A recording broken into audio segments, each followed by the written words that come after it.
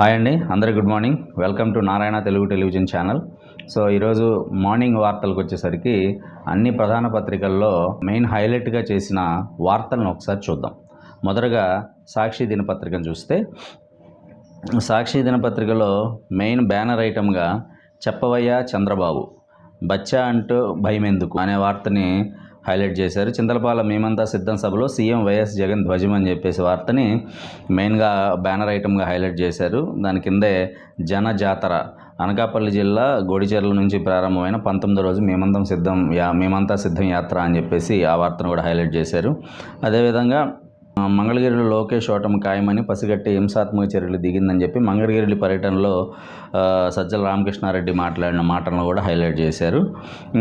Chandrababu ఆదేశాలతోనే CM జగన్పై హత్యాయత్నం అనే వార్తను కూడా ప్రధానంగా వెల్లంపల్లి శ్రీనివాస్ మాట్లాడింది కూడా హైలైట్గా మెయిన్ షీట్లో రాయడం జరిగింది. మార్గదర్శి రామోజీపై కేసు కొట్టివేతను ఆక్షేపించిన సుప్రీంకోర్టు అనే వార్తను కూడా ప్రధానంగా హైలైట్ చేయడం జరిగింది. మార్గదర్శి వ్యవహారంలో ఏడాది చివరకు లాజికల్ ఎండింగ్ అని చెప్పేసి ఉండవల్లి అరుణ్ కుమార్ గారు మాట్లాడిన వార్తను కూడా హైలైట్ చేయడం జరిగింది. వర్ల రామయ్యపై చర్యలు తీసుకోండి, సీఎం జగన్పై అనుచిత వ్యాఖ్యలు కోడ్ ఉల్లంఘన అని చెప్పేసి ఈ వార్తను కూడా ప్రధానంగా హైలైట్ చేయడం జరిగింది.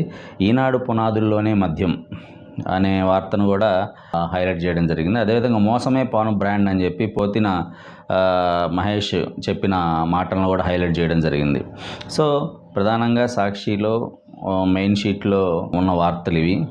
ఇక ఈనాడు పేపర్లోని హైలైట్ పాయింట్స్ ఒకసారి చూస్తే, ఆంధ్రాకి అప్పుల శాపం అనేటువంటిది ప్రధానంగా హైలైట్ చేశారు. శాస్త్రవేత్త మహేంద్రదేవ్ ఆర్టికల్ని ఒక బ్యానర్ ఐటమ్గా హైలైట్ చేశారు. సంపద సృష్టించకుండా సంక్షేమ కార్యక్రమాలు ఏంటి అనే వార్తని ఆంధ్రాకు అప్పుల శాపం అనే వార్త రూపంలో హైలైట్ చేశారు. అదేవిధంగా మిగిలింది కన్నీరే అనే వార్తను కూడా, గుక్కెడు తాగునీరు ఇవ్వని జగనన్న నీరోకి పెద్దన్న అనే వార్తను కూడా ప్రధానంగా మెయిన్ షీట్లో ఫ్రంట్ పేపర్లో హైలైట్ చేయడం జరిగింది. అదేవిధంగా దళితులంటే జగన్కు చులకన అని చెప్పేసి సచివేడు ప్రజాగళం సభలో మాట్లాడుతున్న చంద్రబాబు నాయుడు గారు అని చెప్పేసి ఒక వార్తను ప్రధానంగా హైలైట్ చేయడం జరిగింది. అదేవిధంగా ప్రధానితో చెప్పి జగన్కు ప్రత్యేకంగా ఒక జైలు అని పవన్ కళ్యాణ్ గారు తూర్పుగోదావరి జిల్లా కోరుకొండ బహిరంగ సభలో మాట్లాడిన వార్తను కూడా హైలైట్ చేయడం జరిగింది. ఎట్టకేలకు దుర్గారావు విడుదల, గులకరాయి కేసులో 4 రోజులుగా పోలీసు నిర్బంధంలో చెప్పేసి మొన్న ముఖ్యమంత్రి గారి మీద జరిగిన రాయిదాడి కేసులో నిందితుడు దుర్గారావు గారిని విడుదల చేశారనే వార్తను కూడా ప్రధానంగా చూపించడం జరిగింది. ఈనాడుకు సంబంధించి ప్రధానంగా ఈ వార్తల్ని హైలైట్ చేసింది. ఇక ఆంధ్రజ్యోతి పేపర్లో ప్రధానంగా ఏ వార్తలు ఇచ్చారో ఒకసారి చూద్దాము. ఆంధ్రజ్యోతి పేపర్లో ప్రధానంగా బ్యానర్ ఐటమ్గా ఉద్యోగాలు కావాలా, గంజాయి కావాలా అని చెప్పేసి సచివేడు నియోజకవర్గంలో జరిగిన ప్రజాగళం సభలో మాట్లాడిన మాటల్ని ప్రత్యేకంగా హైలైట్ చేశారు. 65 ఏళ్ళు దాటిన ఆరోగ్య బీమా అని చెప్పేసి హెల్త్ ఇన్సూరెన్స్ వయోపరిమితి రద్దు అనే వార్తను ప్రధానంగా హైలైట్ చేశారు. అదేవిధంగా మైగ్రేన్ మాయం అనే ఒక వార్తను కూడా మెయిన్ షీట్లో హైలైట్ చేయడం జరిగింది. బీజేపీ అధికారంలోకి వస్తే మళ్ళీ ఎన్నికల బాండ్లు అనే నిర్మలా సీతారామన్ గారు చెప్పిన వ్యాఖ్యలను కూడా హైలైట్ చేయడం జరిగింది.